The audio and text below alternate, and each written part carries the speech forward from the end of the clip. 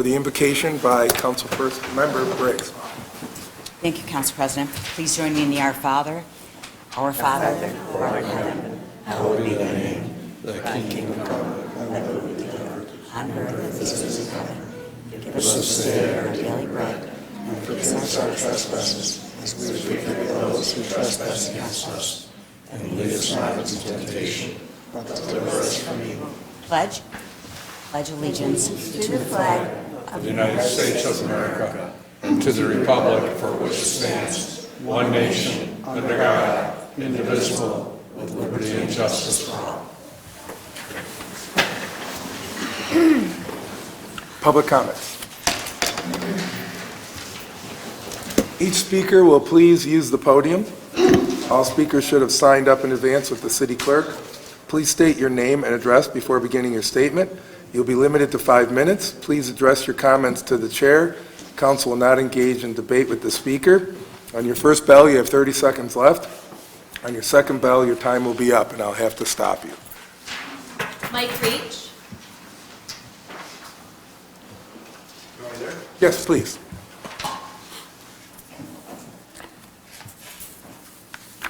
First, thank you. Appreciate your time. My name is Mike Reich. This year I'm going to celebrate my 40th anniversary as doing business on Main Street in Batavia. I was the manager of Smith Barney for 20 years. I'm with the wealth management team at Merrill Lynch now. And it's my 37th year of my wife and I living in the city of Batavia. So we appreciate, it's a wonderful place to live. We appreciate everything that you and your predecessors have done. As you may know, our group is very involved with the committee. I ran 2 United Way campaigns and was on the board when the Leroy and Batavia United Way merged. I spent 10 years on the hospital board when St. Jerome and Genesee Memorial merged. I was the president of the Genesee County, or Genesee College Foundation. The year that we went and got the county to approve an $11 million technology center. They approved it because the foundation committed to raising $1 million to cover the county's exposure on that. I was also the president when we negotiated over 8 years with Paul's dad to buy the dorms and have the dorms come under the foundation's rink. So I've been very involved with a lot of projects in the community and very optimistic about our future. I believe in 3 things. I think that when we positively collaborate, we can do tremendous things. I believe in planning and communication. My family's been involved with the rink since 1990 when my son started playing. After his playing career was finished, he and I have continued to coach. I've coached for over 25 years, all the way from squirt to midgets, 3 times, 25 years of coaching, also the assistant at Notre Dame. I was also the Babes on Blades coach. If you've never seen them play, that's adult women beginners. My wife joined that team at 50, and I spent 5 years coaching them. So we've had a lot of smiles under that roof. There probably isn't a piece of ground in the community that means more to us. You know, the rink was created by a group of very passionate citizens, including people like Jack Porter and Ron Setzer, over 40 years ago. They got a grant, and that city council also made an investment, and it's been a huge success. Thousands and thousands of families have gone through there and had wonderful times, not just the kids who were playing, but the parents and now the grandparents watching their kids. People make lifelong connections there. It has a huge economic impact. Every Sunday, 200 people go through Tim Hortons or go over to Eli Fish or Pontillo's or Tully's. So it's been a great success. But just like a 40-year-old home, it needs some help. It needs some work. You might have seen the effort that the organization made last year to get the craft grant of $250,000. I was really disappointed that we didn't fare well. They actually gave it to a place that has 2 Zambonis. It's like, but it was a good glimpse into the passion in this community for this facility. The good news is that in 2006, when the council signed the operating agreement with Furland, the goal was to make it self-financing in the long run. It started with no reserve. And they started with a small lease payment and a capital payment that every year would go into the reserve fund. Now, 14 years later, they're paying $32,000 into the reserve fund and $27,000 a year for the lease, and we've got almost $300,000 in the reserve. That was a great plan, and it puts us in a very strong position going forward. I think the operator's a good operator. They can, if we signed another 10-year lease with them and we knew we were going to have that revenue, you could bond $500,000, $1 million, whatever you needed. This building needs you need a committee that will have some engineers and look at it. I don't know how long the cooling system will last. It's expensive. We're all worried about it. It's in good shape right now. But we need to invest in this facility so that the next 40 years can be at least as successful as the last 40 have been. And we're all better, as I said, I believe in planning. There are so many people that are willing to help here. I would like to also throw my hat in the ring. If a group comes out of this to plan this going forward, I would love to be part of it. It's not perfect, and people get a little frustrated. I know you budgeted $150,000 last year to replace the Zamboni and do some other work, and I don't think, the Zamboni didn't need to be replaced yet, but if some of that work had been done, I'm not sure that we would be here tonight, because it's just little things. It's just little improvements, and the plumbing is 40 years old. The sewer seeps up through the drains, and it smells awful. I know you smelled it this summer. In 2017, Jason Molino and Matt Worth and a couple of us put a committee together, and it was discussed, the idea of having a plumbing overhaul. So the time has come to do those things, and we want the council to know, everybody who's here for hockey tonight wants the council to know just how much we do appreciate how careful you are, what a great job you do managing this city in difficult fiscal times, but how much this means to this community. And if you haven't had a hockey player in your family, and you haven't been there, I think it's in Mrs. Briggs' ward. And of course, I know Paul's kids have played, and Paul has played there. Go in there on a Saturday and sample it. Look at the little kids. My grandson is 6, and he just started playing in January. And to see him come off with bright red cheeks and a sweaty head, this is what it is all about. This is an incredibly good investment for our youth. As a coach, I've made lifelong connections with people. I like to think I've been able to help them get through parts of their life or set a good example or help them develop character. This is a phenomenal facility. Just help us. I'd like to know, just as I know the Grays would for their 6 grandchildren, that the next 40 years are going to be at least as successful as the last 40. Thank you. John Roach.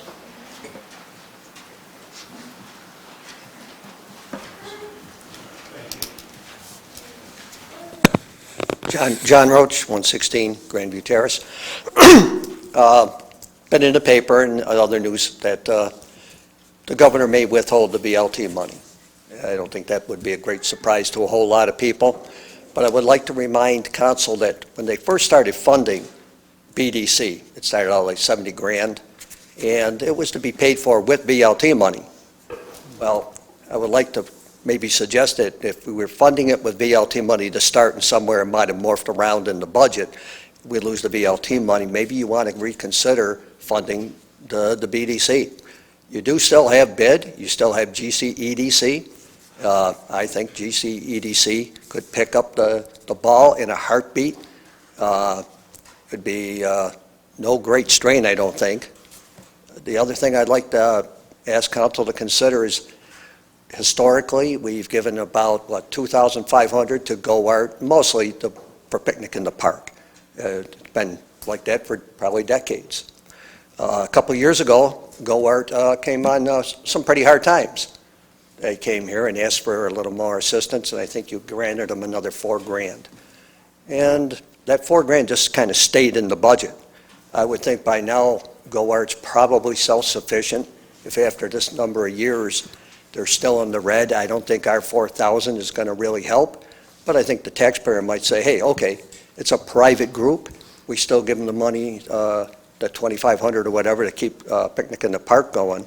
But let's take back our $4,000. It was never meant, I think, to be a permanent subsidy to a private group. And then last would be the Ellicott Station. Come on. I would ask that the City Council direct somebody somehow to become much more aggressive with code enforcement. We saw this with Swan Street. Year after year, good intentions. Yeah, we're working on it. The owner's doing this, the owner's doing that. When council got fed up, they played hardball. They directed that the code enforcement people get very aggressive. The attorney was able to take action, and the building is gone. You know, it worked. Because council said, enough is enough. We're tired of being played. We're tired of being, you know, the nice guy and just being taken for a ride. So consider getting a little more aggressive, and let's clean up that Ellicott Station. Thank you. James Thorman.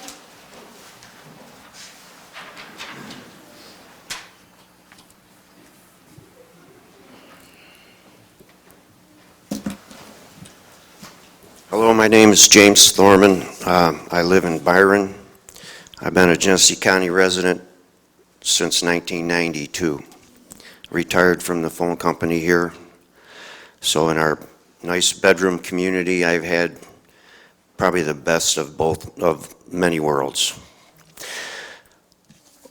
I'm retired, and I started attending meetings down in Wyoming County for the purpose of mental well-being. I don't like to use the word suicide. I know people don't like to hear it or talk about it, but the coalition itself is dedicated to suicide prevention, and there are many medical providers and social outlets for people that are in treatment for things that lead to suicide. There's a divide that was created due to the fact of the red flag laws and the SAFE Act. I'm talking about people that own firearms. There's a lot of them out there. There's so much support for the gun community among themselves that they back each other up and give the perspective. So the leadership in the gun community urges men and women who have sporting rifles or any kind of firearm to not see a psychologist. When the Suicide Prevention Coalition reached out to the gun community, they ambushed them. They were waiting for them to show up just so they could say that you're not our friend. I got on the phone and I talked to Katie Kirk in Buffalo. She's the head of the Veterans Suicide Prevention Programs in Erie County, the hub of Western New York. She said that whenever there's 20 suicides of veterans nationwide, 14 of those 20 are not known to the medical hospital system. Two of them make too much money or got a dishonorable discharge, but her words were those two would qualify for other programs if they just came and reached out. Katie Kirk gets in her car, has a staff, and she makes appointments with veterans organizations, gun community people, and veterans who are in that union. Many veterans are members of the gun community. We all know that there's a very big focus on the suicide rates of veterans nationwide. Because of this, there is a task force in Washington set up between the House of Congress and the Veterans Affairs Department in Washington. That task force has told me they're interested in a program, a core program that I've named Special Purpose Safe Program. The reason for having this would keep firearms within a area of protection before there's a SAFE Act, before there's an arrest, before there's a domestic incident, drunken disorderly assault. these are the men and women who still are good people, have not fallen into those categories, and Katie Couric sees them all the time sitting in their seats, raising their hand and saying they will not go for mental health care because they'll take my guns. The task force in Washington has indicated that they would like to have a congressional inquiry started. A congressional inquiry can only be requested by a federal senator or a federal congressman. I told them about the Special Purpose SAFE program, but I withheld other details. I did that purposely because I feel that Western New York can position itself for a strong proposal based on other factors having to do with mental health and social well-being. Sir, I believe you need to wrap it up, because you got about 2 seconds left. I have a voice file that I sent to the president of the Rifle Sir, and you need to wrap it up. Your time is up, please. Thank you. Anyone else? Council response? Mr. Booth? Respond to Mr. Reich. He's 100% right about the rink. To have the kids come off the ice with smiles on their face is phenomenal. So, and the GUI organization is great. What can we do to help the rink is what we need to focus on. We can put money in Dwyer Stadium, but why can't we put money in the rink? Well, it's funny you mention that, because I met with Mr. Gray today, and he's got some great ideas. He gave me a whole bunch of information. I passed it on to the city manager. One of the ideas that I really liked was they're forming a Friends of the Rink group. People who want to volunteer with elbow grease, if we could supply some equipment, some cleaning supplies, they're willing to go in with a certain group of people and help clean the rink up, take ownership of it. It is the community's rink, and if the community wants to help out, I can't see why we couldn't allow them to do that. So Marty's looking into that. It's something new that I just learned about today. So There's we're grants out there too. yeah, so we're definitely on that path. We're talking about budget this year. I know we have some money set aside. Mr. Gray mentioned that a lot of the things are just cleanup. They're just things that have been neglected. Augers from Zambonis that aren't even around anymore. They're laying there on the floor. Why are they there? Tires they don't even know what they go to. They're just laying there on the floor. So things like that need to be cleaned up.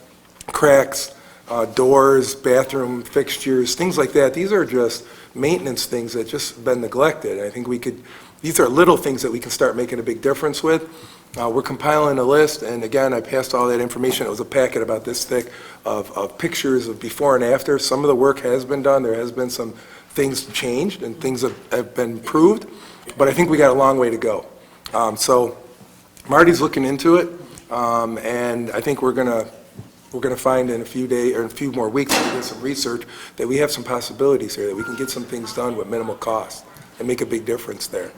Gene, we will look into maybe grants, though, too? Right, yeah. We're going to go down that road, too? Yeah, Okay. I mean, and I told him, and I couldn't speak for everybody, but I liked his ideas, and I told him I give him my full support on it. I Yeah. mean, especially when people are willing to, roll up their sleeves and get involved. Exactly. I'm all for that, so I think that's a great idea, and it's a start.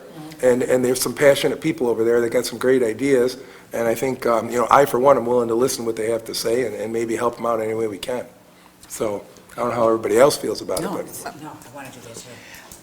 Mr. Reich mentioned reserve fund that they have had Yeah, that's the for first I heard of years. that. I'm not. How many years have they had it, and, how much is in the reserve fund, and what are they doing with that money? I'm not so sure that's accurate information. Marty, do you know what that was all about? Yeah, I know we've got that. When we get into the budget sessions, I'll be happy to share with you what there is an ice rink reserve fund that the city has, and I know that there is a proposal in the budget to spend some money out of that fund for some improvements at the rink this year. Yeah, I think we're Yeah. addressing it this year, but maybe we can address it more than we plan to, and maybe put some Right. extra effort into it. We have a lot of community involvement. I think it's worth looking into for sure. Yeah, I just, one concern I have is Furlan meeting their obligations. If rooms are dirty and things are messy, and there's equipment laying around. Isn't that their responsibility, day-to-day housekeeping? And One of the communications I had with Mr. Gray, at least over there this evening, was that we'll be getting together with Furlan to discuss the status of the contract and the performance under the contract. I think they got about a year left, I think, as I was Yes. told. Yeah. So maybe About at a this year. point, this is crunch time for them. If they can't demonstrate that they're going to handle it, maybe we RFP it out again and see what we can get offers. Maybe get somebody in there that wants to have more of a business sense and Sure. run the thing as That's a right. business. That's Like right. it was in the past when it was more successful and back several years ago. So, and we're definitely on it, and it's, good. like I said, the timing, I met with Mr. Gray today, and my eyes are open on a lot of interesting things over there, so, good and bad. I mean, the community involvement part I was really happy with, and I think that's a big positive going forward on it. Okay. Anyone else? Any other comments on Goard or Ellicott Station or anything like that we, go ahead. I always have a comment on Go Art, because Go Art does not just sit down there having paintings on the wall. They fund the money for the Genesee Symphony, the Genesee Concert Band, the art group, all kinds of things that many of you probably may not be interested in, but there's a segment of the population who go to those little concerts every Wednesday, who go to the symphony, who do a lot with Go Art. So I'm all about the funding for them. We're talking about $4,000 when we're usually talking about $24,000 for other things, so that's how I feel about it. Well, and I want to think, they ask every year. It's not a gimme. Every No, year, they every ask year they every come year. in and They always and it's do. mostly for the picnic in the park and the community. And the other thing is, right now, they are doing so many grants in so many places because the building needs to be repaired. They've not come and said, hey, give me the money to fix the grout. They have said, give us some money to help go with our own fundraising that we're doing, and they are fundraising constantly. Well, I think we, out of the, that we just approved some kind of a facade improvement. Grant, Yes, something for yes, them. which they applied for like everyone else. Right, in the city. absolutely, yeah. Yes, That was the first time that they ever yes, done it's the that. first time they've done that. But they're doing a several $1,000, I think $100,000 project. That's only a small fraction of what Yes. they've got from And other much of that's sources. coming in through fundraisers Right. and through other money-making that they're Right. doing. They're working their hearts out. Gene, are we keeping on that Ellicott Street project? Because not all the windows are boarded up. When Yeah, I mentioned it before, I yes. went by, Artie? but they're not all boarded up. Yeah, they are not all boarded up. I actually went over there and did a personal inspection on that, and I was asked a question on that because I was talking to the Batavia Development Corporation Board, and I'll repeat what I said there. I believe that our code enforcement people have the full right and capability to enforce codes there, just like they do on any other piece of property in the city of Batavia, and they have the green light, so. Well, but there is a process and. There is a process. Civil We're working nature through the to that. It's a process. lengthy process, There as has I been recall. there's communication both from the president of the board for the Batavia Development Corporation and myself, as well as letter and emails going out to them with laying out what's out there and what needs to be done, and discussions with Public Works and with the fire department in relationship to whether it's fire codes or other types of codes, and what we need to do. We have had some code issues taken care of. We have several that have not.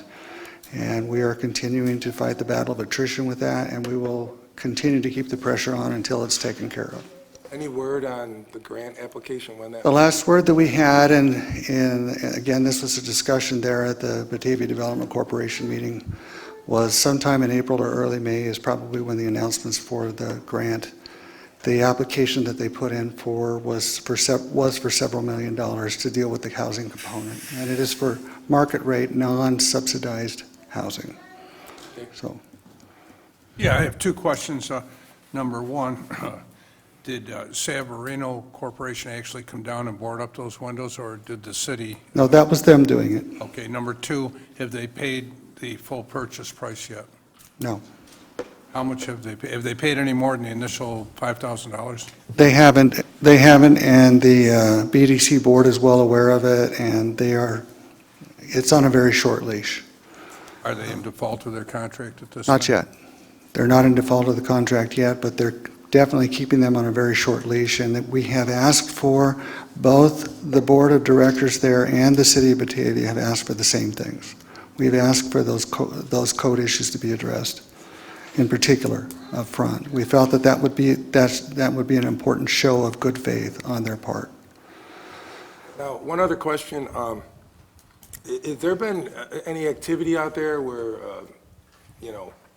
unauthorized people have been found camping out in the building or anything like that? Do you know if there's been any indication of that? I haven't heard of anything. The fire chief may have heard of some things, I don't know, but. John, do you know of it? I'm not aware of it, but we can certainly do some research. Because, obviously, people, this came up in topic online, and somebody commented that they drive by there every day and they see the occasional hobo and junkie peering out the window. And I know that's totally blatantly false, and that information being spread around is just irresponsible. Because I don't see any, I drive by there every day myself, and I see actually no activity there, which is more, I'd rather have some activity being over there, but there's nothing going on over there, and there's no indication that there was. So if anybody, if we hear of anything like that, I'd like to know about it so we can keep on that. I don't want any unauthorized people in there messing around in there and causing a problem. So just in case, we should keep an eye on it. Anyone else? Can I just ask something? And Marty, I don't know if you can answer it. We might have to have someone from BDC. But when you say that Severino's like on a short leash, it's put up or shut up. I mean, what's this short leash? I mean, give me. The short leash is, he's submitted the application. He did retain a consultant that has worked quite a bit with housing and community renewal and in the development of their application. So they really did sharpen their pencils on this particular application, and the short leash is they're waiting to see, is it going to happen? Is that funding going to happen? I mean, what I mean is. And when that announcement comes out, we'll know yes or no. So it's not like we can give some deadline saying, okay, you've got until April of 2020 to get this thing going, or? And the board of directors, obviously can't speak for the president of the board, but the board of directors I know has specific concerns and directions that they have been providing to Mr. Severino and asking that targets be met. And the primary target for them obviously is the project actually going to happen? Okay, see, because I know I sound frustrated just because we've been hearing this. We've been hearing, Yes. it's been a long time, and it's been going since I got here, and. Well, and some of the frustration in the excitement of this project getting off the ground, they pretty much was announced prematurely, and they really weren't ready to do a grand proposal announcement at the time they did. And then they started looking for funding and whatnot, as I recall. And that was like a 2-year delay from when they said, yeah, we're going to do this project, to when they really started having everything lined up to do it. So having looked back on it, it probably shouldn't have been announced. It was probably announced 2.5 years earlier than it probably should have been.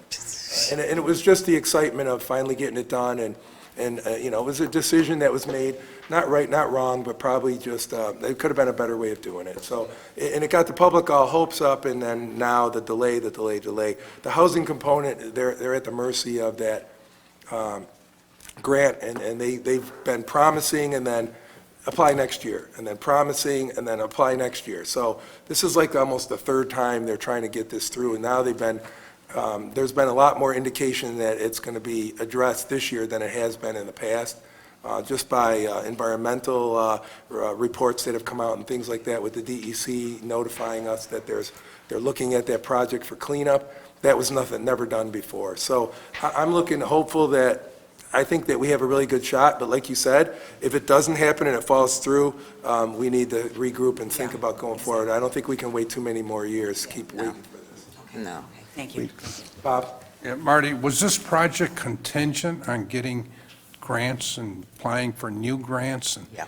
in the end, if he doesn't get the grant, does he just walk away and lose $5,000? I haven't heard what he said on this. He claims he's got somewhere between $800,000 and $900,000 tied up in the pre-development activity over there. We haven't seen I haven't seen his records, but they claim they put got quite a bit of time put into it. I know that, like I said, they hired that special consultant that works with housing and community renewal this round.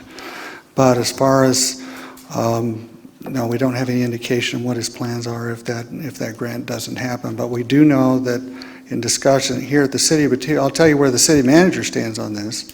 The city manager stands squarely on he's got a funding proposal. It said that he's got it in there.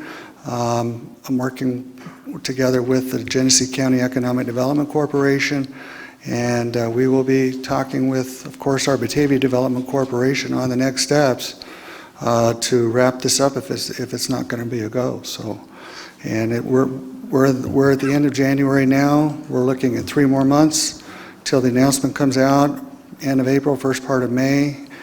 I'm sure there will be a meeting of the BDC Board of Directors not too long after that. Okay, it just seems like a major block of land in the community. You wanted is. 60,000, he gives you 5,000 and stalls on the rest of it. It's just kind of an odd way of doing business. I'm done. Well, I mean, I'm pretty sure that, we're not locked in totally. If it fails out, we can take Right. back ownership of it. There's safeguards in place. There are safeguards in place. Yeah, so we're not totally out of it. We don't have to wait for years of litigation to get it back. No. But we're hoping that this will finally come through, and I think if it does come through, I think it'll be well worth it. We won't be happy about it, but at least it'll be off the ground and going. But we'll have to wait and see a few more months. I was contacted by a businessman, and he himself has been in business for over 50 years, and then his son is coming into it. He's very disgusted with the tax abatements that are going into this project, and the fact that they and a lot of business people in through the area have never received any type of a grant or tax abatements. Then he questioned me about the VLTs, and I told him that I really didn't know where we stood on it at this point, and the fact that if we do not get it, there's going to be a lot of cuts in this budget year to come. I mentioned it last year that we should not count on that money because you never know if it's going to come through, and now it might not come through. Well, we can discuss that during the budget session. Oh, well, we will, we definitely will. Yeah, okay. So I want to let you know that. Yeah, That's well, definitely on everyone's mind, and we're not the only community that will be suffering. So hopefully together. I'm not worried about somebody else's community, I'm worried about our community. Well, the point I was going to make, if you'd let me please explain, is that together, as a state, with a bunch of small communities complaining, we might have some clout to change the governor's mind, because we're not the only one affected. So there's hundreds of small communities that are going to be reeling over this, and we're all, together, we are a strong voice to express our disappointment to this. He has pulled this before, he's thrown this out there before, and he waited for the response, and when there was a backlash on it, he backed off. So I'm hoping that this will happen again, and that he'll, realize that we still need this money like everyone else does. It's important for our budget and everyone else's budget around us. We're all relying on that. So hopefully he'll come to his senses and not punish us like that. I don't think he will. I mean, he's had the opportunity to stop abortions, and he hasn't. He's had the opportunity to do a lot of things, and he hasn't. Or the fact that the SAFE Act, he hasn't done anything there. Well, I'm have to just wait and telling see. you. We'll have to wait and see. Is there anyone Okay. else that has any other comments? Okay. Communications. Just one, the Batavia Business Improvement District submitted their application for their craft beer walk February. It would be Saturday, February 22nd, from 4 to 8 p.m. at the downtown Batavia Business. Councilperson Christian. And you've seen the application, it's in front of you. Does anyone have any questions or concerns? No, Rosemary's excited. It's her favorite event. How do you feel about it, Ralph?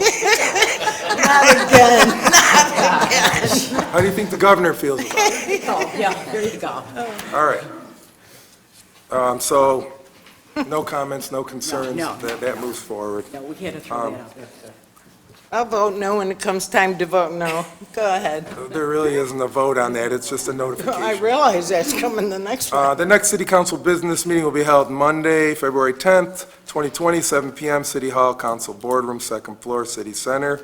The proclamation, Mr. Zora is not here, He's not here. so we can set that for a later time and honor him appropriately, or whatever he wants to do. We can send that to him, whatever he'd like. Just let us know. In the meantime, we have ceremonial swearing in of recent promotions at the police department.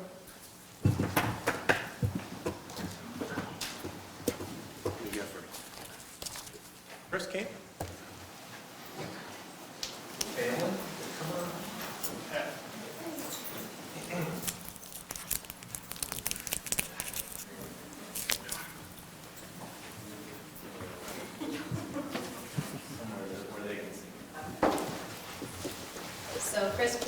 your right hand and repeat after me. I, Christopher Camp, I, Christopher Camp, do solemnly swear do solemnly swear that I will support the Constitution of the United States that I will support the Constitution of the United States and the Constitution of the State of New York and the Constitution of the State of New York and the city charter of the City of Batavia, New York, and the City Charter of the City of Batavia, New York, and that I will faithfully discharge the duties and I will faithfully discharge the duties of Assistant Police Chief of Assistant Police Chief of the City of Batavia Police Department. of the City of Batavia Police Department.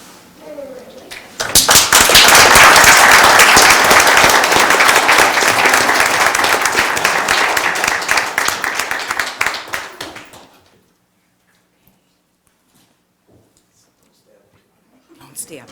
You are very trusting. Now you better have your tourniquet. Seals. Congratulations.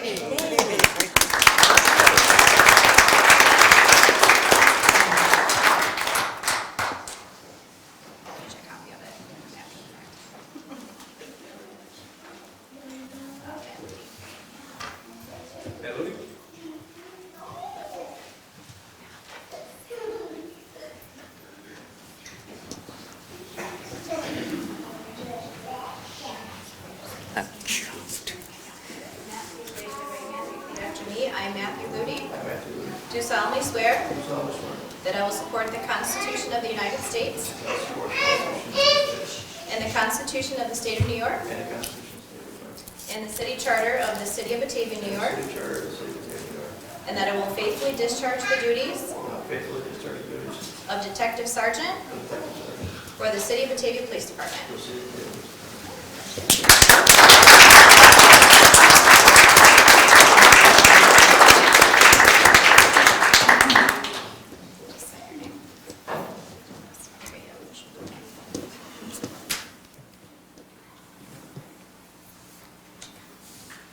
Mitch?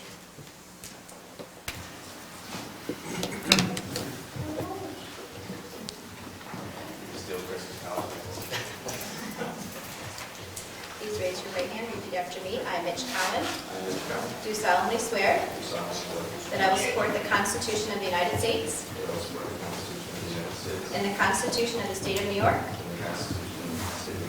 and the City Charter of the City of Batavia, New York, and that I will faithfully discharge the duties of Sergeant for the City of Batavia Police Department.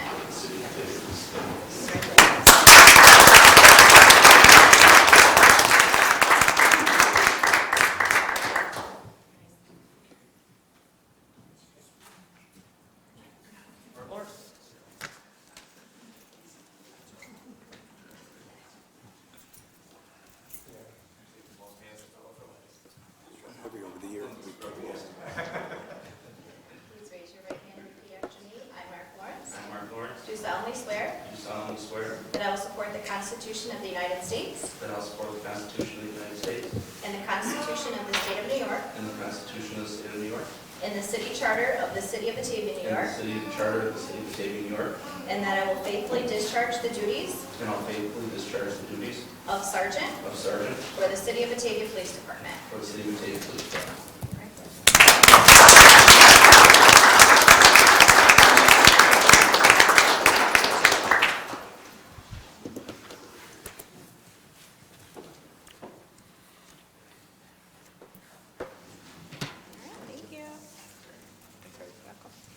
Thank you. Congratulations.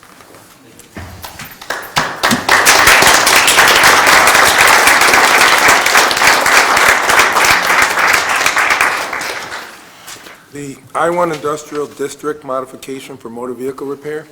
Ms. Christian, you asked to put that on the agenda? Yes, I did. Matter of fact, Mr. Biscaro happens to own Classic Home Improvement, and he has a building back there that he will have a tenant if we allow him to change this modification into having him have the motor vehicle repair shop over there. It's in my ward, of course. He's a great guy. He's done a lot for the community. And basically, I asked Mr. Biscaro if he'd like to be here in case you had any questions for him. And we've allowed, and we did this year, property for Mr. Yassis in that area, plus we did property for Guy Clark in that area, and they both have two great projects, and I'm hoping that Mr. Biscaro's motor vehicle operation over here will be just as successful. Does this require a variance?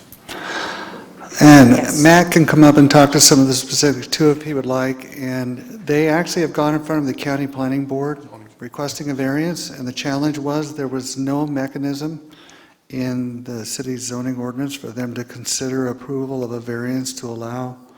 It's another one of those that's, the language isn't in the zoning ordinance, if I got that right. Yeah, yes, very, very good. The I-1 district does not allow a vehicle repair shop. A lot of the language refers to service station type operations with the gas station and possibly ancillary car sales and minor repairs is being allowed, but not a standalone, what is referred to in the zoning code as a public garage. There wasn't a pathway to permit it for Mr. Biscaro's property, and so the codes guys were a little bit at a loss as a path forward. So they tried to put it through the county to see if the county could find a path for a variance. They rejected it out of hand. It was a use variance, which are very difficult to receive. There's 4 criteria that need to be met. The project didn't meet any of those. So the suggestion was for a zone change to allow this type of an operation in an industrial zone. We have since started some review internally as to what a good solution for this is from a code standpoint, as well as a zoning standpoint, as well as on the docket for the city for a while now has been a comprehensive zoning change and where this fits into this. As Councilmember Christian referenced, we have done a couple of zone changes in the not too distant past, and whether we want to continue trying doing this piecemeal or look at it more comprehensively. The zoning and code officers have been working with Mr. Biscaro to try to identify, with his specific project, the comprehensively how this can work, along with not just zoning issues but building issues, which are outside of the discussion tonight. So I guess my suggestion to council would be, ahead of sending this back to the planning board for them to review this, is to allow the staff until the next council meeting to review this in detail, review the request, see what options really are available and how this fits into the zoning overall as well. I'm sure Mr. Biscaro is in a rush to try to get this project going. However, the zoning change process would take several months regardless, and I think it's probably prudent to let the city staff, the professional staff, really look at it in detail so we can give some council some guidance on how we've looked at it and what some of those options might be for the best resolution to this. How does the council feel about that? Are we all okay I with? think that taking so long on that's ridiculous. Well, that's the I know it's the process. process. The process is baloney. It takes forever. We drag our feet. Let's help the guy out, okay? He's gonna be paying taxes. We have open arms for people that come here. We give them tax breaks. Help the guy out. Why are we dragging our feet? Well, I think we should at least, Thank let me make a suggestion here. At least let the staff find out some options for us. I mean, let them get a couple weeks to look into this and find some options for us. If there's a quicker option, they'll present that. If there's not much we can do. The law is the law. I mean, we could do certain The law things. should be changed. It's ridiculous. He's just going to car service station there. Well, I understand. How ridiculous is it? It's I agree with you, and I think we should help the guy out. But again, the request on the floor is to let the staff look into it, to provide us some options. And I'm asking you if that's okay, to tie up staff to do that. Yeah, it's okay. Let's not drag our feet and go months and months. No, he said the Matt, other when option. will you be able to look at that? Well, I would hope by the next council meeting I could give some guidance. Okay. I don't want it to get lost the fact the change in zoning is a change in local law in the city code. That's why it takes so long. There's public hearing processes, local laws that are drafted. That's not something I wish on anybody.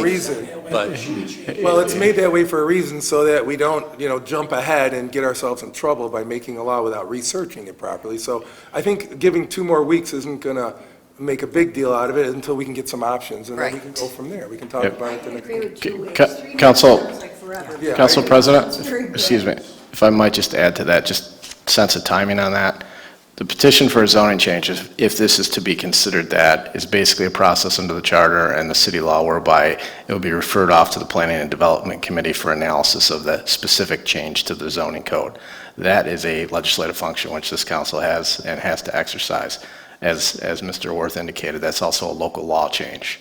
So it's not an easy process by design. It has to go through those steps. It has to go through secret review in connection with the zoning change as well. What Mr. Worth has identified is just analyzing the project overall to make sure there aren't any other issues associated with the building, with the zone, if the zone was to be changed, to make sure that that's the appropriate plan for a particular project that's come before you. So I think respectfully, the legislative function of changing the zone is a timing process that we have to go through if that's something you choose to designate the PDC to consider. But this initial step of having professional staff, code staff look at it is probably a good first step to get back to council on whether or not there are. And if we have to do that, the sooner we get it started, the quicker. Yeah, the sooner, Yes, right. Mr. Canale. I just want to make sure I'm clear on this, Matt. What you're saying is, short of a zoning change right now, there's no way that this could be allowed. Is that correct? That's from what we've seen so far. That is correct. Okay. So what we're going to try to do is see if there is some other avenue besides a zoning change by the next council. We have looked at different uses and how the code is written and some of the wording, and sometimes they have not identified a way to go through that. They sent it to the county, and the county kicked it really right out.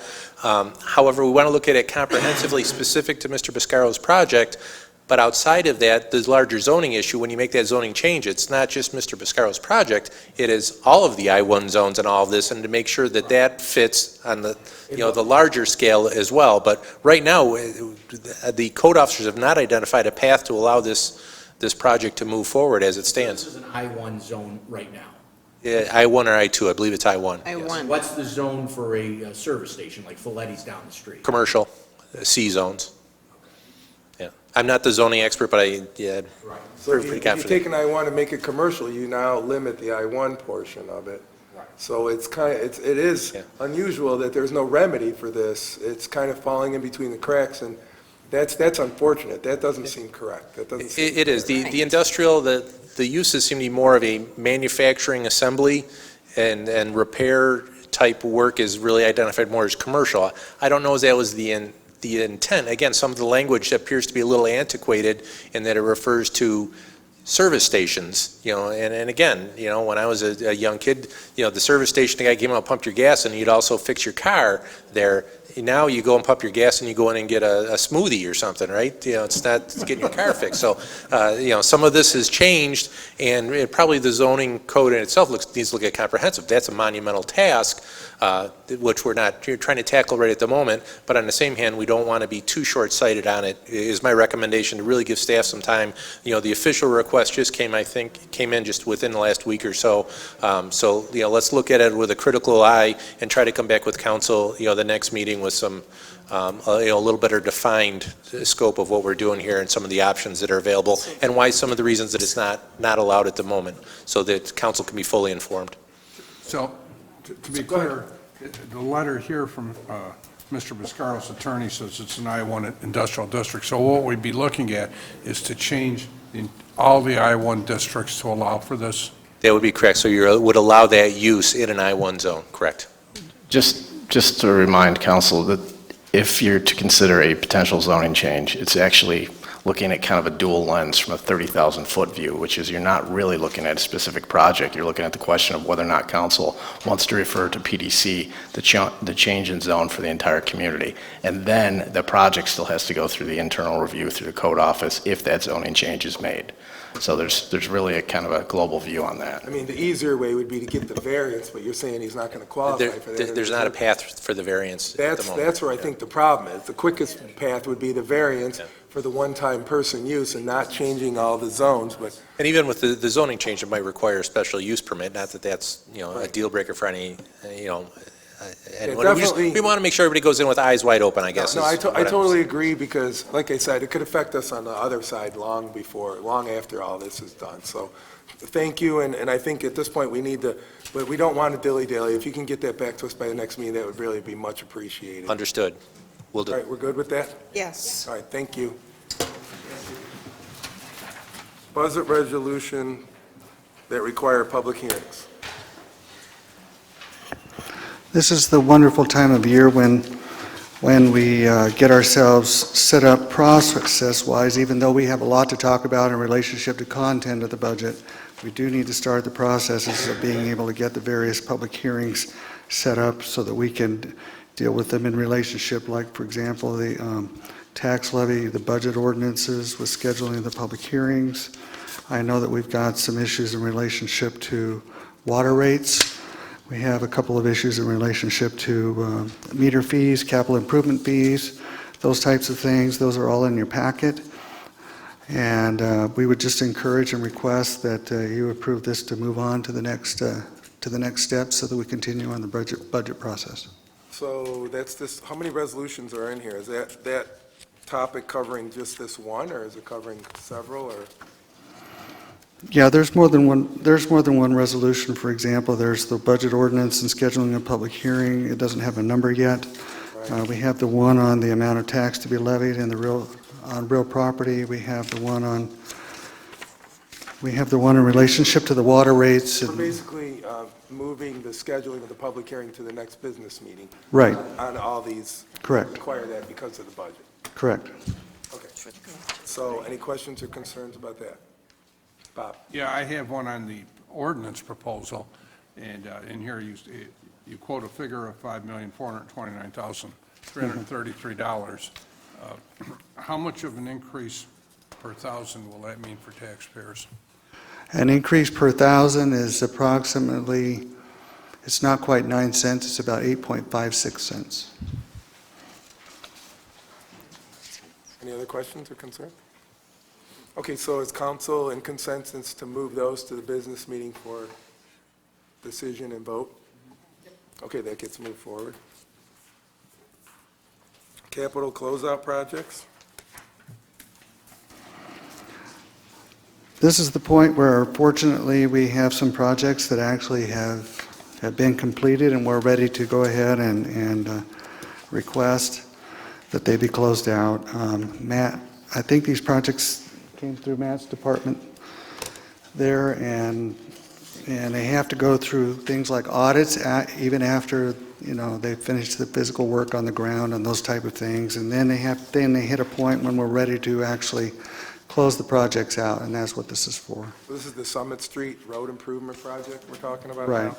Right. So we got a balance of $1,660. So that goes back to our general fund? Is that what this is going to be about? Or at least it goes back into, it gets released from that capital project. Okay. Any questions or concerns about that? Okay, so we're in consensus to move that to the business meeting? Okay, that gets moved. Next one is the hazard mitigation plan. We appreciate the work of the fire chief in helping and cooperating with the county on the hazard mitigation plan. The long and the short of it is, in order for us to be able to continue to receive funds, we need to be able to adopt a hazard mitigation plan. Language has been written that was included in your packet, that is the annexation of the city of Batavia into the plan. Other communities in the county also are there, and we send a link along because the actual plan is hundreds of pages. And I'll let the chief take it from there. Good evening, Council President and members of council. The hazard mitigation plan that the county has put together, they received a $100,000 grant. We are a separate annex within that plan. What that does, it allows us to receive pre-mitigation monies when they become available to address the areas that we've identified in the hazard mitigation plan, specifically areas targeting Law Street and the south side of the city where we seem to predominantly have our issues. So what this does, it allows us to piggyback and to garner more funding when there's more people in the mix, rather than us be a standalone entity.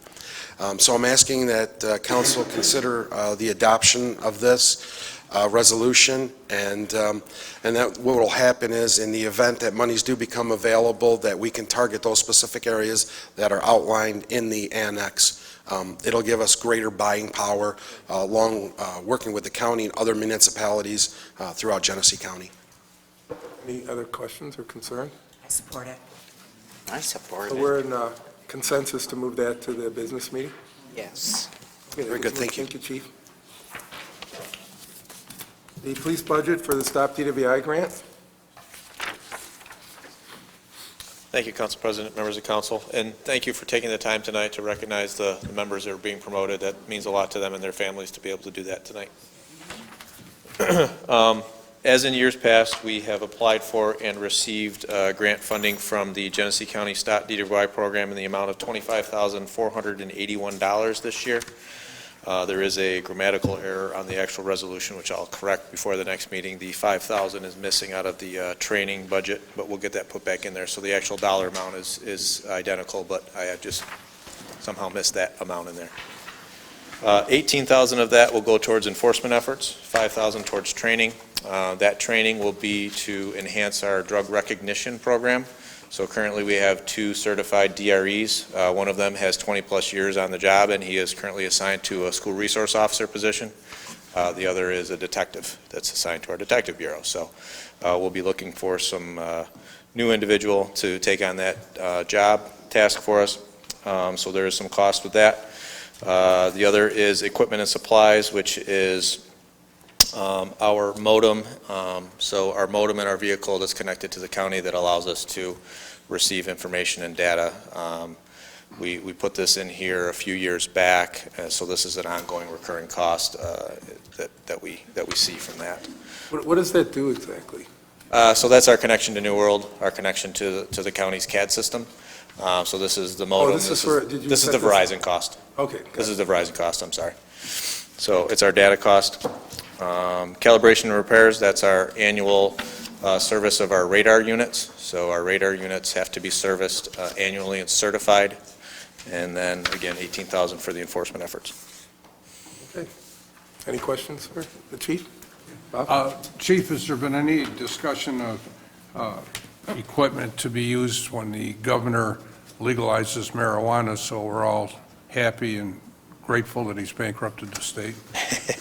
So we have been trying to determine what is going to be the proper equipment to use. I'll be honest with you, there's a piece of equipment that's being tested now that is similar to a breathalyzer that will detect marijuana in the system. However, it is not certified by New York State at this point in time, so we've got a little research in there. One of the reasons we want to train another DRE is because that is really the only way to detect someone that is under the influence of cannabis or another narcotic of some sort. So it's an expert that can testify as a witness, and then the blood result backs that up.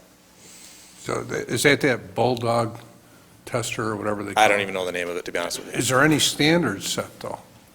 Again, it's not, there's no standard in New York because this is new. I do believe it's being used in some western states, but I don't know what the standing, judiciary standing is for it. Right, what I was saying is, sir, there haven't been any standards set for the amount of marijuana in a system. In a person's system? Yes. That's correct, and I think that's going to be one of the hang-ups, or at least something that we will be dealing with on the police side of things when they do decide to put this in the budget or to legalize it, is what is the standard level going to be and how many parts per million. Thank you. Any other questions? So we're in consensus to move that to the business meeting for a vote? Okay, thank you. Jackson Square.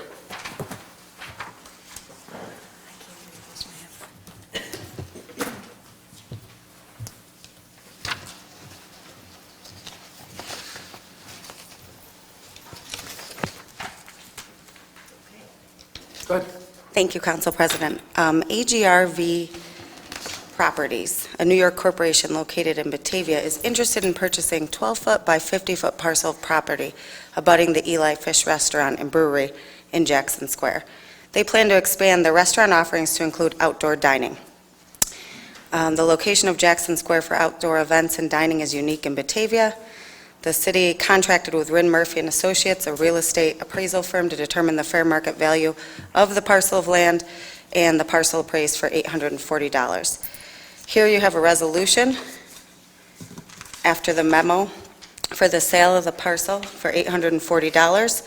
There's also a map that was inadvertently included, which is incorrect, on page 59. That's actually showing you when we sold the Angati beverage. So forgive me for that, because I updated that resolution, sorry. And that inadvertently got included in there. And after that, you have the purchase and sale contract.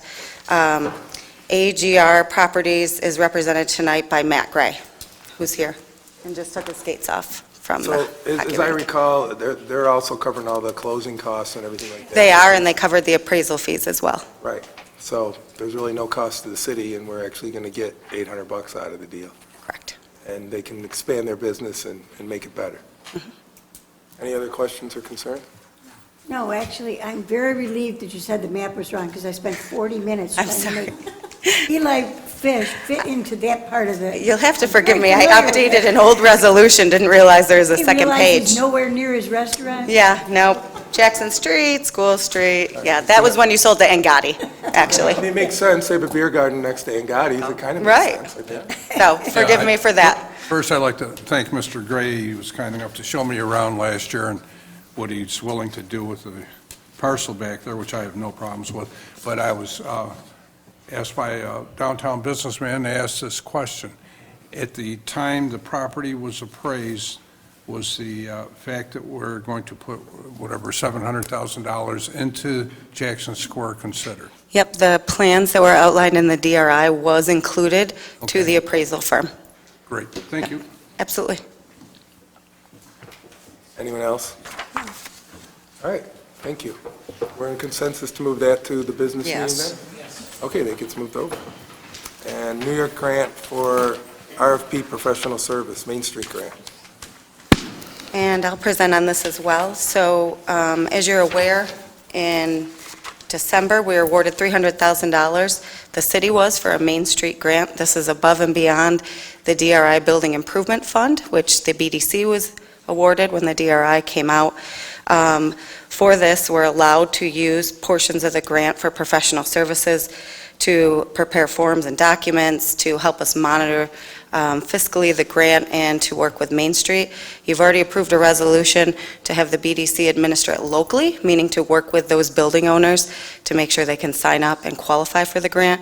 This would be for the professional service part of the grant. Right now, the resolution doesn't have the firm's name in it. We are soliciting RFPs right now. We'll be scoring them on February 6th, and we want to identify that firm in a resolution on February 10th. The reason we're giving it to you without the name in it is because the Main Street grant, you only have 2.5 years to execute, so we need to move as fast as we possibly can to get this professional service firm on board, bring the property owners in for a presentation in mid-February.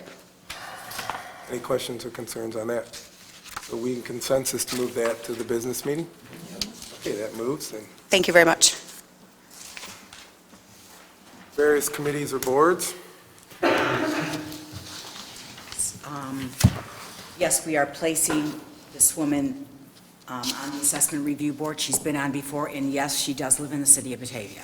So she's been off a period of time, so She's she... been off a period of time, and there was no one else that was interested, so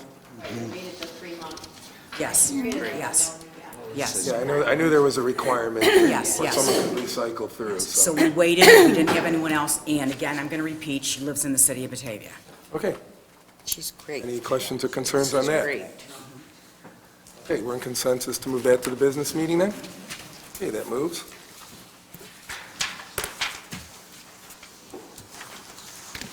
The marriage officer. Okay, Here we go. she's a romantic. So, We've done this, Marty, you want to explain? We've done this pretty much, Yeah. was there like a 4-year cycle? It's based on your term? yes, and that cycle has come up, and our clerk has brought up that, as you recall, one of the things that we were asked to do is to make sure that, that we stay on top of when these come up, when these terms come up for renewal. And we appreciate the clerk's office and their diligence on that. And this is one of those. The previous was council member Christian wants to do it, right? Christian. The law doesn't limit you to one. So if honestly more than one council member wants to be a marriage officiant, you are certainly welcome to under the law at least, to do that. And that's really a desire, wish, will of council, how you want to handle this, so. Oh, right, I mean, at this point, Rosemary's done this a couple times now, and Couple, 15 times to be exact. Oh. And- so, anybody have any questions, anybody have any questions or concerns? Do you have a use permit for running a chapel out of your garage? I go there. There you go. You need a variance. Geez, I might have to get one of those. You need a zoning variance. Any other That questions? takes 7 months, Patty. So we in consensus to move that to the business meeting for about, does anyone want to also be on the list of marriage? Oh, You want to be on the list? I think Paul would So actually like. if you would Yeah, it's add fun. Councilmember Veely to that list, Yeah, the brave soul. it's fun. Yeah, and your wife I could don't be go one of that the far. witnesses. I believe our clerk has already written his name down. You're in it now. Okay. All right, so we're moving that to the business meeting, that Yes. moves. Any other questions or concerns on any Yes. of that? Yes, go ahead. I'm going to have a meeting February the 4th, a neighborhood meeting, and It's here, I right? hope, yes, it's here at City Hall. I hope my colleagues will attend that evening, so you can see what's going on. I'm going to have a program that will consist of leaders from a street, and it's at 6:30, Patty. Leaders from a street, they will sign up. If there's any problems, if they don't want to call the city, they can call me. And of course, I'll never release anyone's name, but anyways, we'll handle different things. I'd like to include the Boy Scouts for a cleanup in April. For people, for elderly people, maybe they'll help went through that ward. It would be nice. I'm looking for new ideas. So by them gathering, they might come up with different ideas of what we could do and how we can improve things. It's pretty good in our area, and I have a couple things that, need to be cleaned up. What's the date, Rosemary? 4th. February the 4th. Here. Yes. I already here. have it penciled in, so I should be Good. free. Good. I hope to attend unless something Good. else takes me Good. away, but I don't expect to. So anything else? So if you would please take us into executive session, please. Whereas Article 7, Section 105, 1E, I'm so sorry, of the Public Officers Law permits the legislative body of the municipality to enter into executive session to discuss collective negotiations pursuant to Article 14 of the Civil Service Law. And now therefore be it resolved by the Council of the City of Batavia that upon approval of this motion, the City Council does hereby enter into executive session. Seconded by Mr. Veely. Call the roll, please. Councilmember Pacino? Yes. Canali? McGinnis? Yes. Briggs? Yes. Christian? Yes. Trapp? Yes. Bayakowski? Jankowski? Yes. Veely? Yes. We're coming out, aren't we? Okay, we're coming out to do this. Yeah, I'm coming out. I brought the slide. I didn't bring the big one. I'm going to keep it short, unless you have anything. No, you don't need No, that. no.